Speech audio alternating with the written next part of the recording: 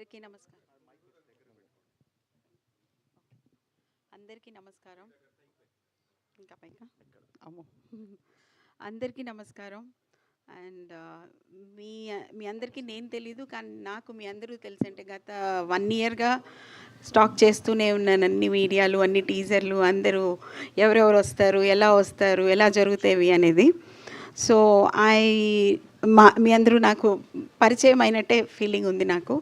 అయితే ఈ సునేత్ర విషయంలో జస్ట్ 1 లైన్లో చెప్పేస్తాను మీకు.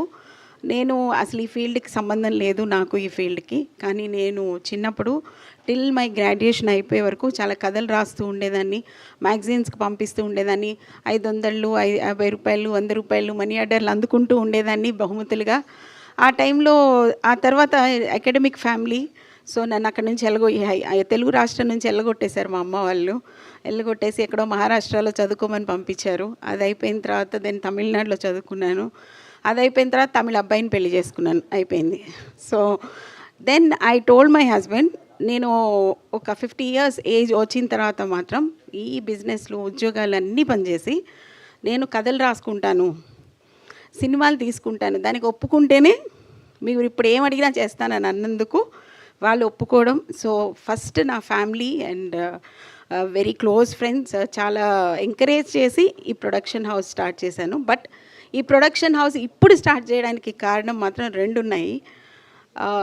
I had a great opportunity of meeting K Viswanath garu few years ago.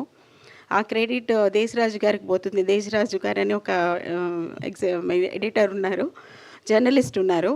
ఆయన లేదు మేడం మీరు కలవండి ఒకసారి అని కల్పించారు. ఆ తర్వాత ఆ పరిచయం మా ఇద్దరికి, నాకు విశ్వనాథ్ గారికి చాలా కంటిన్యూస్గా for 1 year we travel together. Like ఏం చేస్తున్నావు, ఏం రాస్తున్నావు, ఎలా రాస్తున్నావు, ఈ సినిమా తీయాలంటే కథ కాదు ముఖ్యం, దానికి ట్రీట్మెంట్ ఎలా చేయాలనేది ముఖ్యం. అలా మేము ఎన్నో చాలా డిస్కషన్స్ చేసుకుంటూ ఉండగా ఒక కథ రాసేయమన్నారు. అండ్ ఒక కథ రాసేసాను కూడా. అదే కథ రాసి ఆయనతో డిస్కస్ చేస్తున్నప్పుడు ఆయన ఇక్కడ ఇది ఇలా ఉంటే బాగుంటుందేమో, ఆ ఏజ్ కొంచెం తగ్గిస్తే బాగుంటుందేమో, ఇలా చెప్తూ ఈ really taught me a lot of things. ఆ టైంలో సరే బాగుంది చేసుకున్నామని పక్కన పెట్టేశాను, దాని గురించి పట్టించుకోకుండా నా బిజినెస్లోకి నేను వెళ్ళిపోయాను. బట్ అనుకోకుండా ఆయన డెత్, తర్వాత సిరివెన్నెల గారితో కొంచెం పరిచయం ఉంది, ఆయన డెత్ కొంచెం నన్ను ఇబ్బంది కలిగించింది కొంచెం. I thought okay, I should really get in now into this industry and come with మంచి family movies. In between all the bloodshed, violence or any of those thrillers మధ్యలో ఒక జలక్లాగా ఒక మంచి ఫ్యామిలీ ఫిల్మ్ వస్తే ఎలా ఉంటుంది అని అనిపించింది. That is number 1. బట్ అన్నిటికంటే ముఖ్యంగా నాకు ఈ ప్రొడక్షన్ హౌస్ని ఇంకా కొన్ని మంచి సినిమాలు తీయాలనే వచ్చాను. కనీసం ఒక 5 సినిమాలు, ప్రతి సినిమాలో ఒక కళని కనెక్ట్ చేస్తూ చేయాలన్నది నా ఆశ. అందుకే ఈ సినిమాని ఫస్ట్ నేను మ్యూజిక్ ఇంపార్టెన్స్ ఇచ్చేలాగా తీసుకుని, లిరిక్ ఇంపార్టెన్స్ ఇచ్చేలాగా తీసుకుని దాన్ని ఈ సినిమాని నేను సిరివెన్నెల సీతారామశాస్త్రి గారికి అంకితం చేస్తున్నాను. అంతేకాకుండా ఈ సంవత్సరం బెస్ట్ లిరిసిస్ట్కి I will be giving a cash award next year. ఎందుకంటే ఆయనకి గుర్తుగా, ఆయనకి ఇదిగా ఏదో ఒక అవార్డ్ కంపెనీతో అటాచ్ అయ్యో ఎలాగో అనేది నన్ను I just discuss and get back to you all.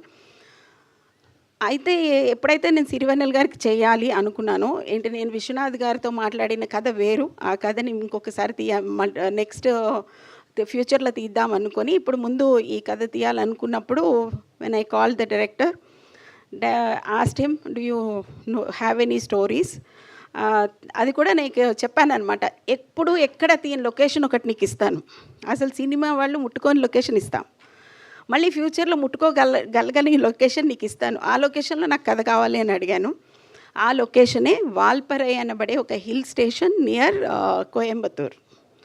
ఎవరు ఇంతవరకు సినిమా తీయలేదు. ఎప్పుడో చాలా సంవత్సరాల క్రితం, కొన్ని డికేట్స్ క్రితం రాజ్ కపూర్ గారు ఒక పాట తీశారు అక్కడ. ఆ తర్వాత వాళ్ళు టీ ఎస్టేట్స్ వాళ్ళు ఎవరు దీన్ని యాక్సెప్ట్ చేయలేదు. And first ever time I got permission from the forest department. And ఈ సినిమాని హాఫ్ ఆఫ్ ద సినిమాని అక్కడే షాట్ చేశాము. ఆ తర్వాత దానికి తగ్గట్టుగా అతను లైన్ కథ ఇచ్చాడు. ఇచ్చిన తర్వాత నాకేమనిపించిందంటే, నా కథలో ఈ మేఘాలు చెప్పిన ప్రేమ కథలో 4 హీరోస్ ఉన్నారండి. ఆ నలుగురు హీరోస్లో ఈ కథకి my first hero is Justin ప్రభా.